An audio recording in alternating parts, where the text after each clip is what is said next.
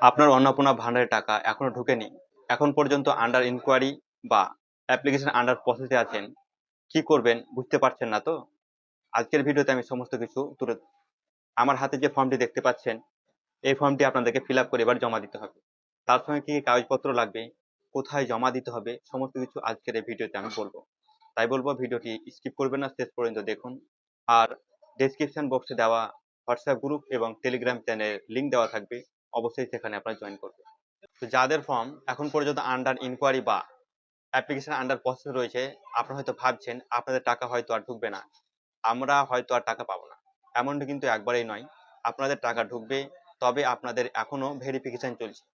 তো আমাদের ব্লক বা বিভিন্ন ব্লকের বা বিভিন্ন জেলা থেকে খবর আসছে যে তাদের প্রত্যেককে নাকি এবার পঞ্চায়েত অফিসে তাদের প্রত্যেকটি ডকুমেন্ট সাবমিট করতে হবে। অর্থাৎ আপনি যখন অনলাইনে আবেদন করেছিলেন, তখন যে সমস্ত ডকুমেন্টগুলি আপনি সাবমিট করেছিলেন, সেই সমস্ত ডকুমেন্ট সহ আপনার যে এই যে ফর্ম আমার কাছে দেখতে পাচ্ছেন, আমি অন স্ক্রিনে আপনাদের দিয়ে দিচ্ছি। এই ফর্মটি দেখতে পাচ্ছেন, এই ফর্মটি আপনাদেরকে ফিল আপ করে আপনাদেরকে আপনাদের পঞ্চায়েত অফিস বা বিডিও অফিসে জমা করতে হবে। যখন আপনি ফর্মটি জমা দেবেন ব্লক অফিসে বা পঞ্চায়েত অফিসে, তারপরে যখন ভেরিফিকেশন শুরু হবে, তখন প্রত্যেকের বাড়ি বাড়ি দিদিমণিরা যাবেন বা ব্লক থেকে লোক পাঠানো হবে, তাদের ফিজিক্যাল ভেরিফিকেশন করা হবে। তাদের তথ্য যদি সমস্ত কিছু ঠিকঠাক থাকে, অবশ্যই তারা টাকা পাবে। তো এই তথ্য আমাদেরকে ফর্মের মধ্যে তুলে ধরছে। এখানে আপনারা দেখতেই পাচ্ছেন on screen, to the inquiry officer, অর্থাৎ যিনি ইনকোয়ারি অফিসার আছে তাকে আমরা একটা চিঠি লিখছি। কি লিখছি? এখানে নিজের নাম দেবো, তারপরে তার স্বামী বা বাবার নাম দেবো, এখানে গ্রামের নামটা এখানে খুব সুন্দরভাবে লিখে দেবো, তারপর যা পোস্ট অফিস লিখে দেবো, এখানে এখানে তার থানা, এখানে তার পিনকোড। ওকে, এরপর দেখতে পাচ্ছেন গ্রাম পঞ্চায়েত নাম, অর্থাৎ কোন গ্রাম পঞ্চায়েতের আমি জমা করবো সেই গ্রাম পঞ্চায়েতের নাম এখানে লিখে দিয়েছি। পরিবারের প্রধানের নাম, পরিবারের প্রধানের নাম এই খুব সুন্দর এখানে লিখে দিয়েছি আমরা।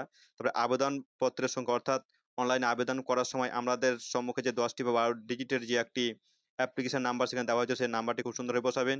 এখানে রয়েছে পরিবারের প্রধানের আধার নাম্বার, অর্থাৎ হেড অফ দ্য ফ্যামিলি যিনি রয়েছেন তার আধার নাম্বারটা খুব সুন্দরভাবে বসিয়ে দেবেন। এখানে আমার আধার নাম্বার, অর্থাৎ যিনি আবেদন করছেন, অর্থাৎ যিনি বেনিফিশিয়ারি অন্নপূর্ণা ভান্ডার জন্য আবেদন করেছেন তার আধার নাম্বারটা এখানে বসিয়ে দেবেন। আমার ভোটার কার্ড নাম্বার, বেনিফিশিয়ারি অর্থাৎ যার নামে অন্নপূর্ণা ভান্ডার অ্যাপ্লাই হয়েছে তার ভোটার কার্ড নাম্বার দিয়ে দিবেন, এবং আবেদনকারীর মোবাইল নাম্বার, অর্থাৎ বেনিফিশিয়ারি এখানে মোবাইল নাম্বার খুব সুন্দরভাবে দিয়ে দিবেন। এবার আমরা কি ঘোষণা করছি দেখুন, আমার কোনো স্থায়ী সরকারি চাকরিতে যুক্ত নই বা আমি কোনো সরকারি পেনশন পাই না, আমি নিজে কোনো আয়কর দিই না, আমি অবৈধ অনুপ্রবেশকারী নই, আমি পশ্চিমবঙ্গের স্থায়ী বাসিন্দা। 4 নম্বর অপশনে রয়েছে আমার স্বামী বহু বিবাহ করেননি, অবিবাহিত হলে প্রযোজ্য নয়, লাইনটি কেটে দেবেন।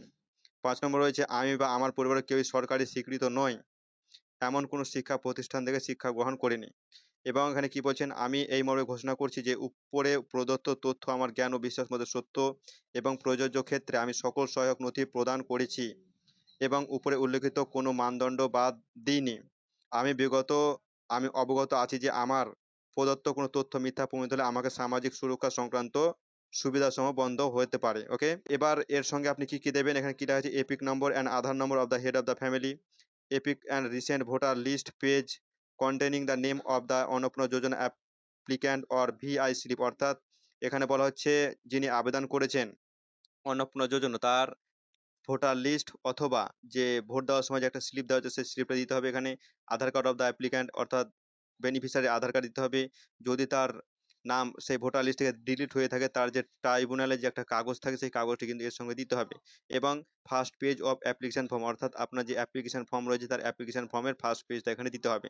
এবং বাম দিকে দেখতে পাচ্ছেন এখানে তারিখ, অর্থাৎ যে তারিখে আপনি জমা দেবেন সেই তারিখটা দিয়ে দিবেন, এবং ডান দিকে আবেদনকারীর স্বাক্ষর, অর্থাৎ যিনি মহিলা বেনিফিশিয়ারি রয়েছেন তার স্বাক্ষর কিন্তু করে দেবেন।